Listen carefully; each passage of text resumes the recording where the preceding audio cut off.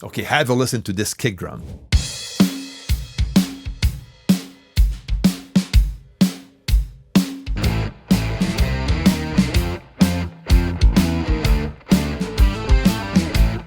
Now that's a massive sounding kick. Now here's the thing, you end up with a weak kick sound, even after EQ and compression. Now the fix is not always to boost more frequencies, but more to create low end that wasn't there in the first place. And this low end mixing trick works every single time by only using a sine wave and a gate. Let's look it up. All right, we're inside CUBASE. If you're not using CUBASE, no worries, you can do this using any DAW. So the first thing I have here is my original kick channel. And I'm gonna just duplicate that channel. Okay, so this is gonna be my first step. On the copy, I'm gonna insert a plugin called Test Generator. And this is a stock plugin part of CUBASE, but again, if you're using another DAW, you probably have the same type of plugin. Now on this plugin, I have different types of wave sounds that I can generate. The one I'm gonna look for is the sine wave, okay? And I'm gonna select a low frequency like 50 Hertz. Anything between 45 and maybe 70. Now above 70 Hertz, it might be a bit too tonal as far as the sound is going to give you when you blend that with a kick drum. The goal here is to take this low frequency tone and blend it with your original kick. To do so, because right now, the minute I activate the plugin, I can hear the sine wave playing right away, even if the project is not playing. Okay, so on paper, it doesn't even matter what I have on this channel, because the minute I have this plugin active, I can hear the sine wave right away. So I'm gonna add a gate right after my Test Generator plugin. It could be any gate you want. I'm just gonna use the one in CUBASE. And there you go. Now, from this point, I'm gonna open my gate until I can hear the sine wave. Now, here is the most important step. Sidechain. That I'm going to activate, and I'm going to select as a source to this sidechain my original kick channel. All right, so now the gate is going to open only when the original kick is playing. So this is how I'm going to be able to hear that sine wave every time the kick comes in. All right, so if I play the kick, I can hear my low end 50 Hertz tone. Now what I'm going to do next is to play around with the attack and release of my gate to craft the envelope of my tone. So I don't want to have a lot of sustain, so I'm going to bring that release lower, a bit quicker. Perfect. And the attack, it doesn't need to be super fast. I already have like the initial transients out of the original kick. So I think I have something pretty good here. And now it's a matter of balance. Now I'm going to put it a bit louder than I would in a mixed situation, just so you can hear it.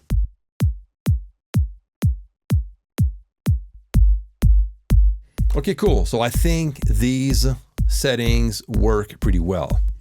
The next thing I do is always to check the polarity also of that kick copy channel, just to make sure that everything is in place as far as the phase goes. And I think that works pretty well.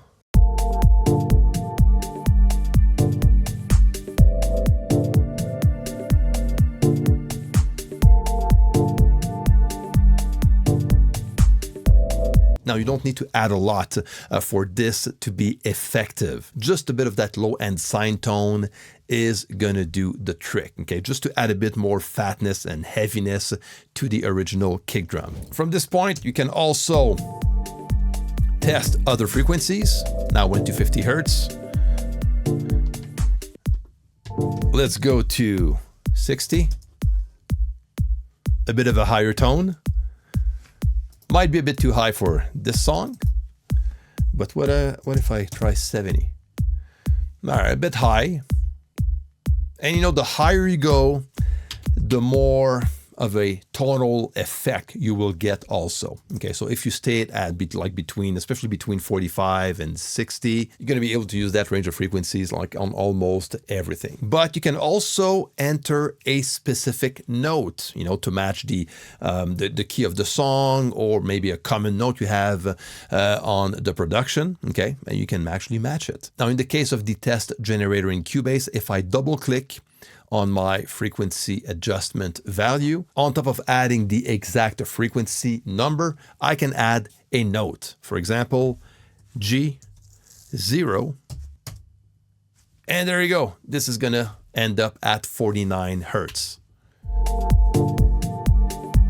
And that actually works pretty well with the song. Hey, big shout out to the sponsor of this video, JZ Microphones. So if you're looking for great microphones for your home studio, I'm telling you, JZ Mics will not disappoint. I've been working with JZ Microphones for several years, and actually this V67 microphone is one of my go-to vocal mic. And they also have a great selection of microphones that are nice to work with. So if you use coupon code Mixdown10, that will give you 10% off your purchase straight on their website. So check it out. The link is down below. And now let's get back to the video. Now, this trick works pretty well on electronic music, but also on acoustic drum recordings, like this one.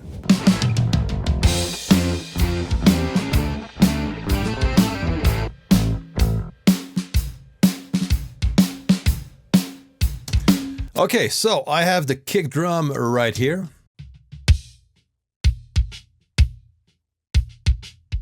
And I did the exact same thing, okay, using a sine wave plus a gate, and this is what I get.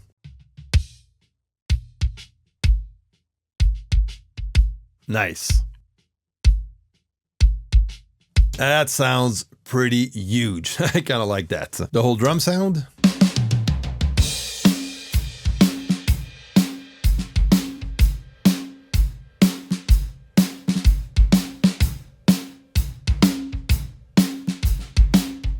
Now, I'm overdoing it so we can hear the difference, but man, it sounds pretty huge. So from this point, it's just a matter of balance. Now, once I'm done here, and that is the reason why I duplicated the original kick channel and not only using an effects channel, because I like to bounce my sub-kick tone on its own channel. So I can get rid of the plugins, and it's also a very easy way to just check out the phase, polarity, and especially the alignment between my kick low tone and my original kick channel. So in CUBASE, I select the audio out of my kick copy channel. I click on edit, go down to render in place, name it kick low tone, that's good. Click on render. Now I have my kick low tone on its own channel, and I can easily move that around if I need to, of course, and make sure the original kick and the kick low tone are well aligned together. Okay, so that is an easy way to do it. So this is basically how you can do this using a test generator plugin and a gate. Now, if you want to, you can also sample that kick low tone on its own and use your favorite drum trigger plugin. So this is what I have here using Trigger 2. So I create myself different frequency versions of my kick low tone, one at 45 Hertz, 50, 55, 60, 65, and 70. And I tweaked around some parameters that I can actually change as I go from song to song, just to work the envelope of that tone. And it works pretty well.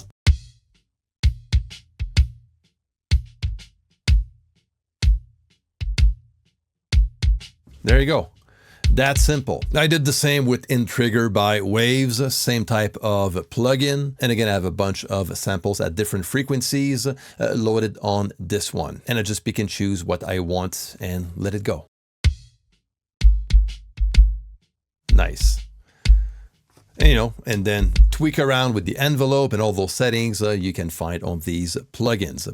And now, if you have either of these two plugins and you want to download my preset, just click on the link down below, and I have all the samples and the presets available for you to download and to use inside InTrigger by Waves or Trigger 2 by Slate Digital. And when you open those, you can just tweak around to your taste the attack, the decay, sustain, release for the InTrigger plugin, and same for the Trigger 2 version, where you can adjust, again, like I said earlier, the attack, release, sustain to fix the envelope of your kick low tone, which is pretty cool. So you have it, a very good way to add low end to your existing kick drum, especially if you're dealing with a weak sounding kick. Now, if you work in Cubase and you want to know another way you can use to add fatness to your kick and bass also, you have to check this video. Until next time, take care and see you.